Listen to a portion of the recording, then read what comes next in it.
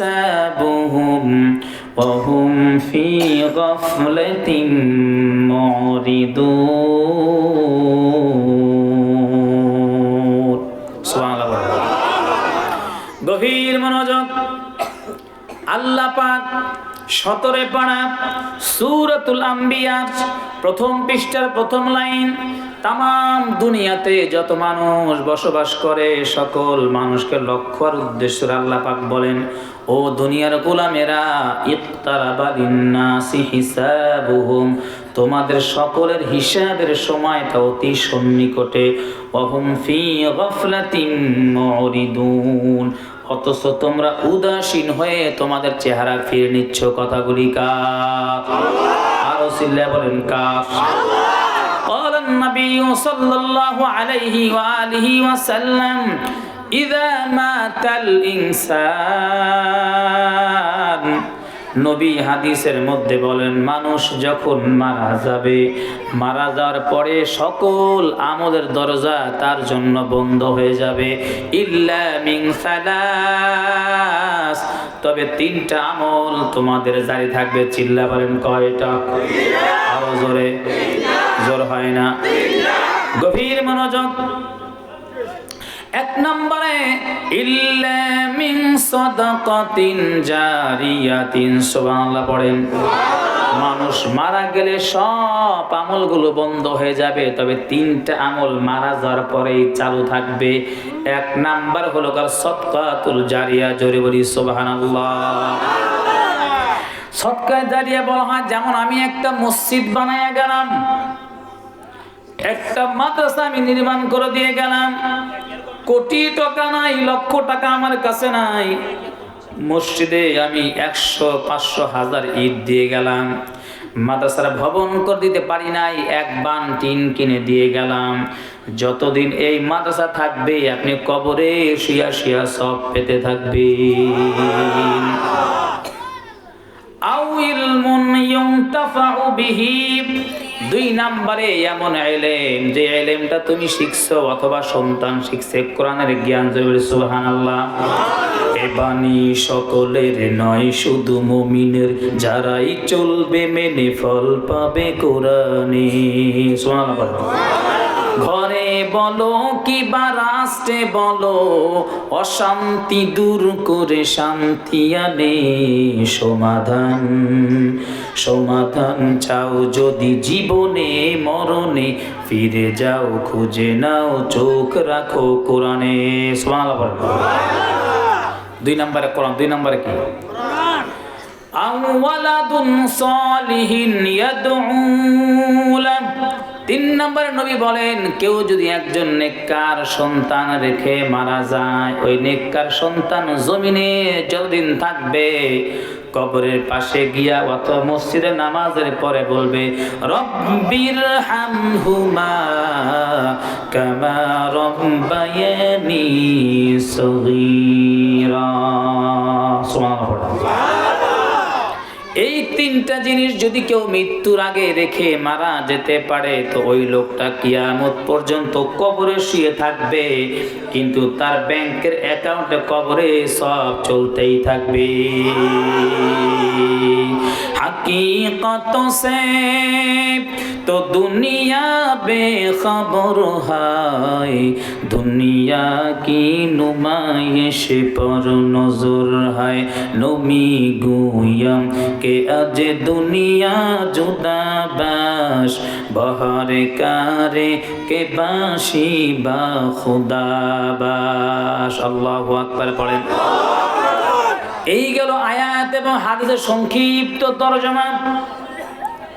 এবার আমরা সংক্ষিপ্ত সময় এর ব্যাখ্যা বিশ্লেষণ শুনতে রাজি আছেন তো? রাজি আছেন কিনা বলেন?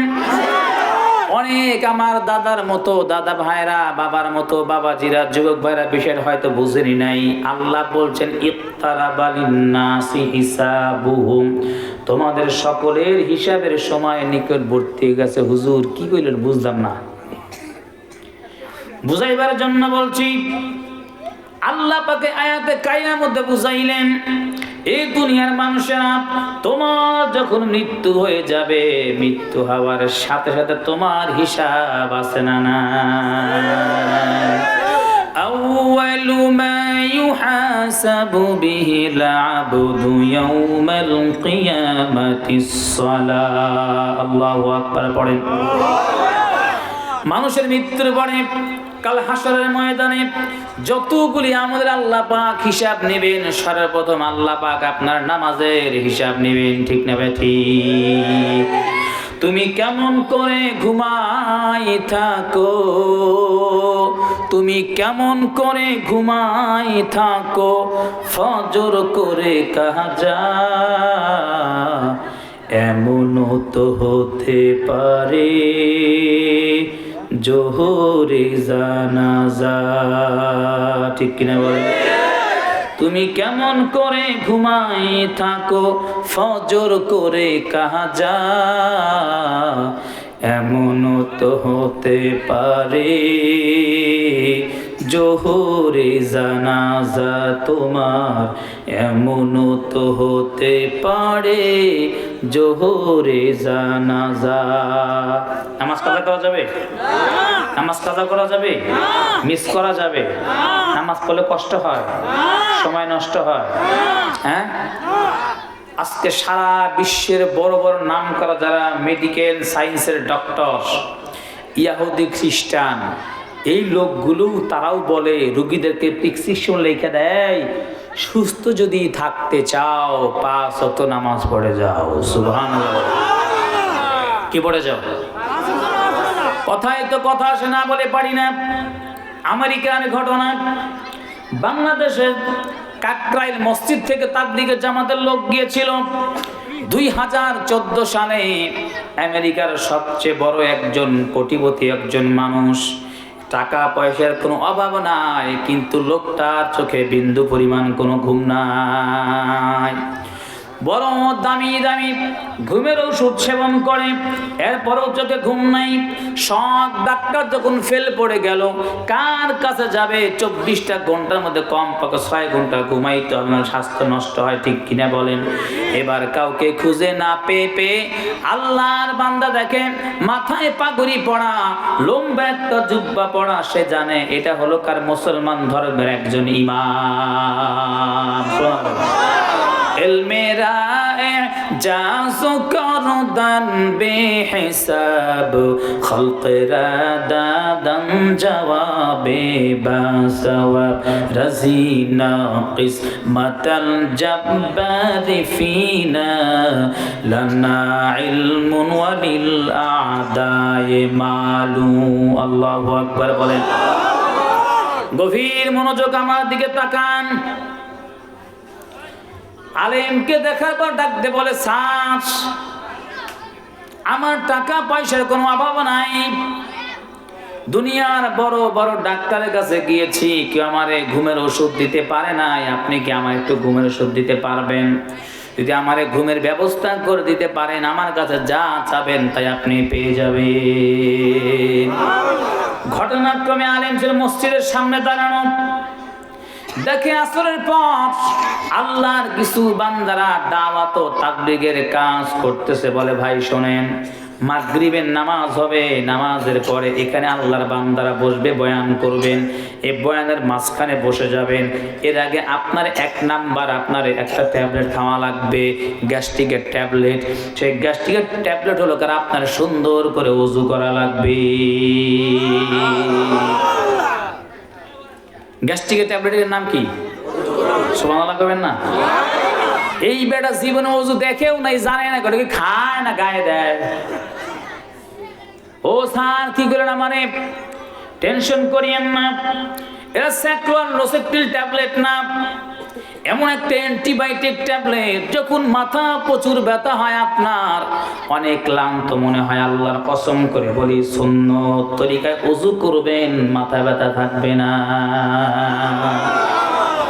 আপনার যখন হাই প্রেশার বেড়ে যাবে, ডাক্তারের কাছে যাওয়া লাগবে না। সুন্নতে রাসূল আধুনিক বিজ্ঞান বই পড়ে দেখবেন, আল্লামা ডক্টর তারেক মাহমুদ বলেন, কেউ যদি সুন্দর করে ওযু করার পরে তার গারদানটা মাসে করে দেয় এবং তার পাগুলো সুন্দর করে ম্যাসেজ করে ওযুর মাধ্যমে আঙ্গুলগুলি খিলাল করে, আল্লাহ পাক তার হাই প্রেশারকে আল্লাহ পাক নিয়ন্ত্রণে দিয়ে দেয়। শোনো শোনো মুসলমান, তোমার বুকে আঁকড়ে ধরো আল কোরআন। শোনো শোনো মুসলমান, তোমার বুকে আঁকড়ে ধরো আল কোরআন। কোরআন তোমার পথের দিশা, কেটে যাবে অমানিশা, জীবন জুড়ে আনবে বয়ে শান্তি সুখের বান। শোনো শোনো মুসলমান, তোমার বুকে আঁকড়ে ধরো আল কোরআন। মারহাবা বলেন। রাগ করতেছুন? ঘুমাইতেছে? সেটা দি মুই চলে যাবো? কই যাবো? বরিশাল যাবো? অহনে যাবো? এত কষ্ট হয়ে যাইছি। সুবহানাল্লাহ করবেন না? গভীর মনোযোগ। এবার লোকটাকে আল্লাহর ওলি আলেম, উনি সুন্দর করে ওযু করাইলেন। জীবনে কখন তো ওযু করেন খ্রিস্টান মানুষ, তো ওযু করার পরে ওই তাবলীগের কিছু ভাইদেরকে নিয়ে যখন তারা ঈমানি বয়ানগুলো করে, আপনার অনেক বাবাজি আছেন সকাল থেকে দুপুর পর্যন্ত ঘুম হয় না, জুমার ওযু করে যখন মসজিদে ঢুকবেন হুজুর বয়ান করে, আছে না নাই? ঘুমায় না? এই বাসায় এত সুন্দর আরামের ন্যাপ তোষক বালিশ, ঘুম নাই, মসজিদ যাওয়ার পরে গেলে ঘুমায়।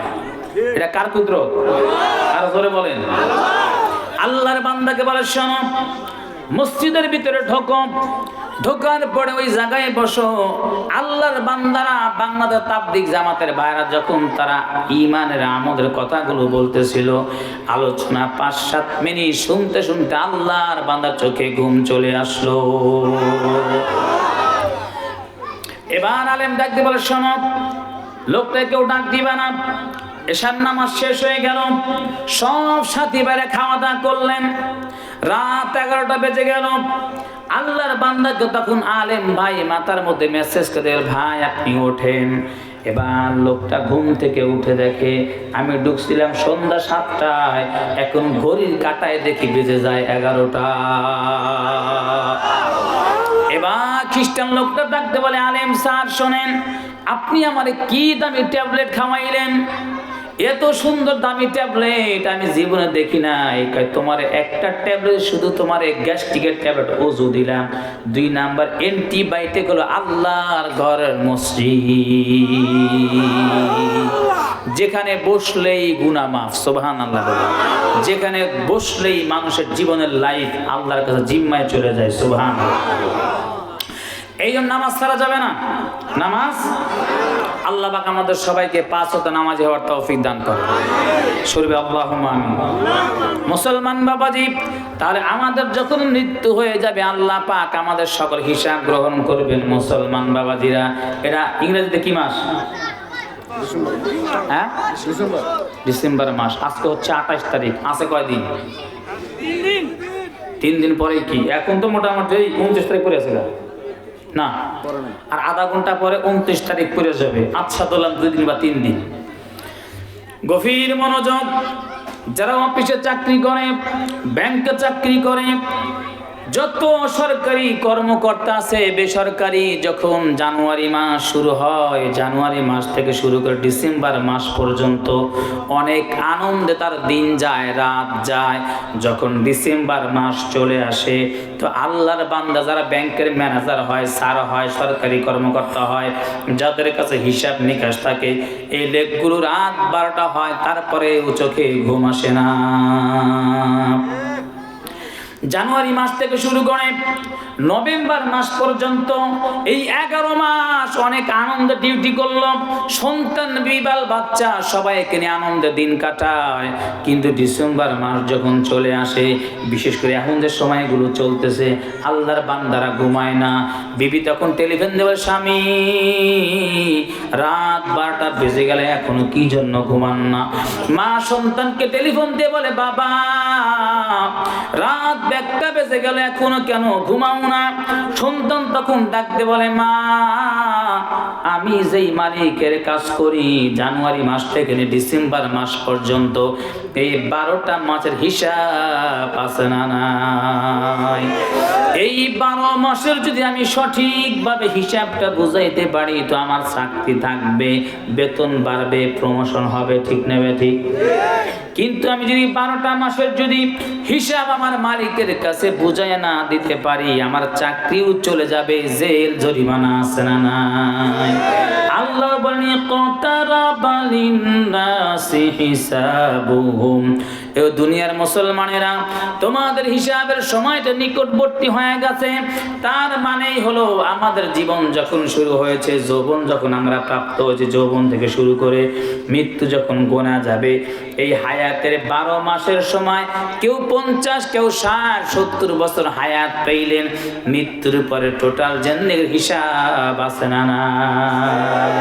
তাই আল্লাহ পাক বলেন ইকতারাবা লিন্নাসি হিসাবুহুম, খুব সাবধান হয়ে যাও, তোমাদের হিসাবের সময় নিকটবর্তী হয়ে গেছে, এখনো তুমি চিন্তা করো না, ভাবো নিরালায় শান্তি কেন নাই রে দুনিয়ায়। এই জন্য মুসলমান বাবাজিরা, আমি আপনাদেরকে মেসেজ দিতে চাই, এখানে যত বাবাজি, যত যুবক ভাই মা বোনেরা আসছে, মাহফিলকে কেন্দ্র করে আমাদের মৃত্যু আছে না নাই? আর চিল্লায় বলেন, মৃত্যু যেহেতু আছে তার মানে হিসাবও, কথা বলেন, কে নিবেন হিসাব? একে সিরাজগঞ্জের কোর্ট মনে করতেছে? হ্যাঁ, 2 লাখ টাকা দিলেন আর ছাড় পাই গেলেন, এরকম ঘুষ চলবে? হ্যাঁ, আহা। এই জন্য মৃত্যুর পরে প্রত্যেকটা লোকের হিসাব দেওয়া লাগবে। বিজ্ঞানের থিওরি মোতাবেক বর্তমান পৃথিবীর বয়স প্রায় 30,000 বছর। আল্লাহু আকবার বলেন। বিজ্ঞানীদের থিওরি মোতাবেক বর্তমান পৃথিবীর বয়স 30,000 বছর। তা এবং তারা বলেন এখন পৃথিবীটা যৌবন বয়সে আছে, তার মানে মাঝামাঝি বয়সের আছে। এখন যদি আমার আপনার মৃত্যু হয় তার মানে আগামী আবার 30,000 বছর কবরে থাকা লাগবে। কত হাজার বছর? সবাই বলে 30,000 বছর কবরে থাকা লাগবে। হায়াত মাত্র 70 বছর, ঠিক না? হায়াত মাত্র 80 বছর, কবরে থাকবো 30,000 বছর। এই 30,000 বছর কবরে নাজাত পাওয়ার জন্য ইকতারাবা লিন্নাসি হিসাবুহুম, এই টেনশন মাথায় রেখে প্রত্যেকটা মুমিনকে চলতে হয়, ঠিক না বেঠিক? এই জন্য মুসলমান বাবাজিরা, আমি আপনাদেরকে 1 নাম্বার মেসেজ দিয়ে যাচ্ছি। এখানে যত বাবাজি আছেন, 1 নাম্বার যদি আমার মেডিসিনটা আপনারা মানতে পারেন, সেটা হলো কার কেউ কখনো হারাম খাবেন না। কি খাবেন না? আর জোরে বলেন। লাম তুকবাল লাহু সালাতুন 40 লাইলা। কোন মুসলমান যদি 1 লোকমার 70 ভাগের 1 ভাগ হারাম খায়, ওই সময় থেকে নিয়ে আগামী 40 দিন পর্যন্ত তার নামাজ রোজা কোনটাই আল্লাহর দরবারে কবুল হবে না। নাউজুবিল্লাহ বলেন। ওয়া ইম্মা তামাতা ফিহা কাফির। নবী বলেন এমত অবস্থায় যদি তোমার মৃত্যু হয়ে যায়, যেই সময় তুমি হারাম খেয়েছো, এই সময় থেকে আগামী 40 দিনের ভিতরে, তাহলে এই 40 দিনের মধ্যে তওবা ছাড়া তোমার যদি মৃত্যু হয় তো তুমি বেঈমান হয়ে মারা গেলা। জোরে বলুন নাউজুবিল্লাহ। এই জন্য আমার জীবন চলে গেলেও আমি হারাম খাবো না। রাজি আছেন? হ্যাঁ বলেন ইনশাআল্লাহ। বলেন আল্লাহ। আমরা তওবা করলাম, আজকের পর থেকে কখনো হারাম খাবো না। বলেন আল্লাহ। মৃত্যু পর্যন্ত সকলের জন্য হালাল খাবারের ব্যবস্থা করো, হারাম থেকে বাঁচবার তৌফিক দান করো। আল্লাহুম্মা আমিন। 2 নাম্বার মুসলমান বাবাজি, কোন মুসলমান ভাইয়ের বিন্দু পরিমাণ ক্ষতি করব না। 2 নম্বরে কি?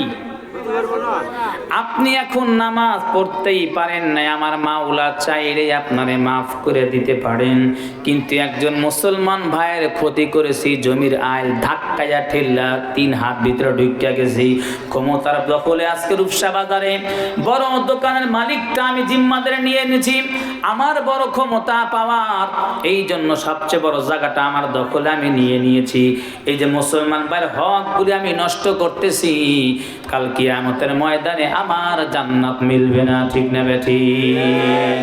কারণ হলো একজন মুসলমান নামাজ পড়তে পারে নাই, রোজা করতে পারে নাই, হজ করতে পারে নাই, আল্লাহ চাইলে মাফ করতে পারে কি পারে না? আরো জোরে বলেন। কিন্তু আমি আপনার সাথে ইচ্ছা করে কোনো কারণ ছাড়া আপনার সাথে বেয়াদবি করছি, আপনার হক আমি মেরে খেয়েছি, কাল হাসরের ময়দান তো দূরের কথা, যতক্ষণ পর্যন্ত আপনি আমারে ক্ষমা না করবেন, আপনি আমারে ক্ষমা না করবেন, ততক্ষণ পর্যন্ত আমার মাওলায় আমাকে ক্ষমা করবে না। নাউজুবিল্লাহ পড়ে। অতএব কারণে সারা রাত আলোচনা হবে, সব কথা মনে রাখা যাবে না। 2 নাম্বার, কোন মুসলমান ভাইয়ের হক আমি নষ্ট করব ইনশাআল্লাহ। ইনশাআল্লাহ আমার কষ্ট হলেও মুসলমান ভাইকে আমি দুঃখ দিব না, মুসলমান ভাইকে আমি অন্যায়ভাবে আঘাত করব না, বলি ইনশাআল্লাহ। আরো জোরে বলেন ইনশাআল্লাহ। ওমর ফারুক রাদিয়াল্লাহু তাআলা খেলাফত কালে 2 জন যুবক একটা মানুষের ধরে নিয়ে আসছে, ডাকতে বলে আমিরুল মুমিনিন, এই লোকটা আমার বাবার হত্যা করছে, বলে তাই নাকি? বলে হা হা। এবার ডাকতে বলে যুবক, তুমি কি ওর বাবাকে হত্যা করছে? বলে হা। বলে কারণটা কি? হুজুর, আমি সফর করে মরুভূমির ময়দানে একটা গাছ ছিল, সেই গাছের নিচে আমি আরাম করতেছিলাম, বিশ্রাম নিতেছিলাম, এমন সময় আমার কাছে একটা উট ছিল, আমি ঘুম থেকে উঠে দেখি আমার পাশে আমার উটটা খুঁজে পাচ্ছি না, এদিকে তাকাই ডানে বামে কোথাও খুঁজে পাই না, অনেক দূরে গিয়ে দেখি ওর বাবার কাছে আমার উটটা পড়ে মরে রয়েছে। আমি এই যুবকের বাবাকে জিজ্ঞেস করলাম, বাবা আপনি কি আমার উটকে হত্যা করছেন? বলে না, আমি হত্যা করি নাই। আমি চতুর্দিকে তাকায় দেখি আর কোনো মানুষ ময়দানের ভিতরে নাই। আমার মন বলল আমার পছন্দের সবচেয়ে বড় দামি উটটাই লোকটাই হত্যা করেছে, এই জন্য আমি সহ্য না করতে পাইরা ওর বাবাকে একটা পাথর দিয়ে আঘাত করে দুনিয়া থেকে বিদায় করে দিয়েছি। গভীর মনোযোগ। ওমর রাদিয়াল্লাহু তাআলা আনহু, ওনার দরবারের বিচার কোনো সাক্ষীর প্রয়োজন হয় নাই, আসামি নিজেই তো সব দিলেন, স্বীকারোক্তি, ঠিক না? কয় শোনো, আগামীকাল শুক্রবার জুমার নামাজের পরে 2টা বাজে তোমার মসজিদের সামনে তোমার ফাঁসি কার্যকর হয়ে যাবে। আল কাতলু বিল কাতল, আল্লাহর বিধান হলো কেউ যদি কাউকে মারে, অন্যায়ভাবে হত্যা করছেন, তাহলে এটা আল্লাহর পক্ষ থেকে বিচার হলো আপনিও তারে হত্যা করেন। ওমর রাদিয়াল্লাহু তাআলার বিচার দুনিয়ার তো সাধারণ নরমাল বিচার না, এই মানুষটা এমন পাওয়া, এই লোকটা ওমর ফারুক যেই রাস্তা দিয়ে চলে, শয়তান তার ভয়ে ওই রাস্তায় চলে না। যেই ওমরকে দেখলে একজন মদখোর যুবক আল্লাহর কাছে বলে, আল্লাহ আমার হাতে মদ আছে, ওমর যদি দেখতে পারে তো আমার সাইজ করে ফেলবে, কমপক্ষে 80টা বেতের আঘাত করবে। আয় আল্লাহ, ওমর আমার কাছে আসার আগেই আমার এই বোতলের মধ্যে যেই মদটা আছে আল্লাহ তুমি দুধ বানায় দাও, আমি আজকে তওবা করে ভালো হয়ে যাব। লোকটার কাছে ওমর চলে আসছে, এই যুবক তোর হাতে এটা কি? হাত কাঁপে। হুজুর এটা দুধ। সুবহানাল্লাহ বলে। আসলে কি দুধ ছিল? ছিল কি? ওই যে মনে মনে তওবা করছে, আল্লাহ মদ নিয়ে ওর সামনে যদি ধরা পড়ি তো আমার রক্ষা নাই, আল্লাহ আর জিন্দেগিতে মদ সেবন করব না, আল্লাহ তুমি খালি ওমরের সামনে আমার জিজ্ঞেস করলে আমার এই মদটা তুমি দুধ বানাইয়া দিবা। এবার তাকায় দেখে, এর মধ্যে তাকায় দেখে মদ না, আল্লাহ পাক এর মধ্যে দুধের ব্যবস্থা করে দিয়েছে, বলি সুবহানাল্লাহ। এই দৃশ্য দেখে যুবক আল্লাহর কাছে তওবা করে সে খাঁটি মুসলমান হয়ে যায়। মুসলমানি بود گردن نهادن عینانی خود بدست خازدادن আল্লাহু আকবার বলেন। কষ্ট হচ্ছে আপনাদের? গভীর মনোযোগ। এবার লোকটা তখন ডাকলো আমিরুল মুমিনিন, আগামীকাল জুমার নামাজের পরে আমারে ফাঁসি দিবেন বলে? হ্যাঁ হুজুর শোনেন, আমার কাছে কিছু মুসলমান ভাইয়ের হক আছে, কিছু আমানত আছে আমার কাছে। আমি একজন ব্যবসায়ী মানুষ, হুজুর আপনি মেহেরবানি করে আমার একটা দিনের জন্য ছুটি দেন, আমি আগামীকাল ফাঁসির আগে আমি আপনার সামনে হাজির হয়ে যাব। ওমর তখন ডাক দিয়ে বলে, শোনো আমি তোমার চিনি না, তুমি ভিনদেশী একটা মানুষ, তুমি এভাবেই যেতে পারবা না।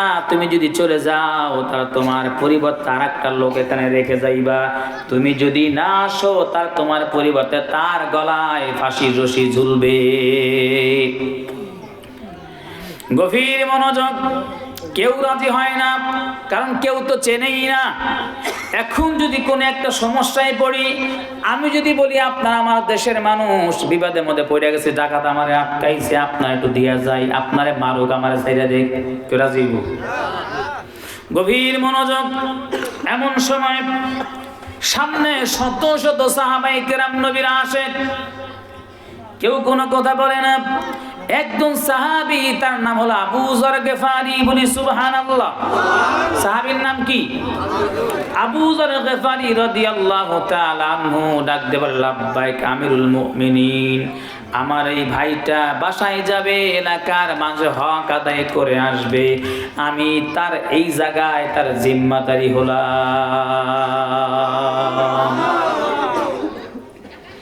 আল্লাহর বান্দা চলে গেল। বাসায় গিয়া বিবির ডাকতে বলে, বিবি রে, আমি রাস্তার মধ্যে একটা বৃদ্ধ লোককে মেরেছি, আগামীকাল দুপুর 2টা বাজে আমার ফাঁসি হয়ে যাবে রে বিবি। জীবনের তরে আজকে তোমার সাথে সাক্ষাৎ করে আসলাম, মার জিন্দেগিতে দেখা হবে না বিবি। ছোট্ট ছোট 2টা বাচ্চাকে বুকের মধ্যে জড়া নিয়ে বলে, বাবা আমি একটা ফাঁসির আসামি, কিয়ামতের ময়দানে তোমাদের সাথে সাক্ষাৎ হবে, আমার উপরে তোমাদের যতগুলো হক ছিল বাবা হিসাবে আদায় করতে পারি নাই রে সন্তান, কাল হাসরের ময়দানে আল্লাহর আদালতে তোমরা আমারে কোনো আসামি বানায়ো না। সুবহানাল্লাহ। এবার লোকটা দিন চলে যাচ্ছে, জুমার দিন শুরু হলো, সকাল 10টা বেজে গেল, ভিনদেশী লোকটার কোনো খবর নাই। মদিনার ভিতরে খবর চলে গেল, থমথম বিরাজ করছে, হায় হায় আবু যর গিফারি এমন একটা অচেনা মানুষের জিম্মাদার হলো, যেই লোকটার আমরা কেউ চিনি না। এখন ওই লোকটা যদি টাইম মতে না আসে, ওনার পরিবর্তে নিষ্পাপ আবু যর গিফারিকে ফাঁসি দিবে। এলাকার অনেক মানুষ বলা বলি শুরু করে, আবু যর তোমার গলায় তো ফাঁসির রশি ঝুলবে। আবু যর গিফারি বলে, আমি আবু যর এই জন্য মন খারাপ করি না, বলি সুবহানাল্লাহ। 11টা বেজে যায়, লোক খুঁজে পাওয়া যায় না। 12টা বেজে গেল, মসজিদে জুমার আজান হয়ে গেল। আজানের পর মানুষের মসজিদে ঢুকলো, জুমার নামাজ আদায় করবে। জুমার বয়ান শেষ হয়ে গেল, জুমার দ্বিতীয় খুতবা শুরু হচ্ছে, কিন্তু আল্লাহর বান্দা আসছে না। এলাকার সকল মানুষগুলো চিন্তায় পড়ে গেল, হায় হায় নির্দোষ আবু যর গিফারির গলায় আজকে ফাঁসির রশি ঝুলবে। একটু জিকির করি লা ইলাহা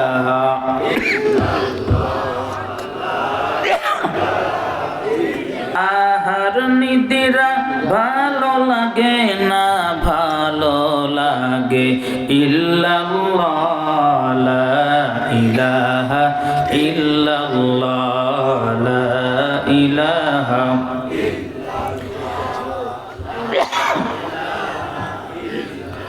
লা ইলাহা ইল্লাল্লাহ মুহাম্মাদুর রাসূলুল্লাহ।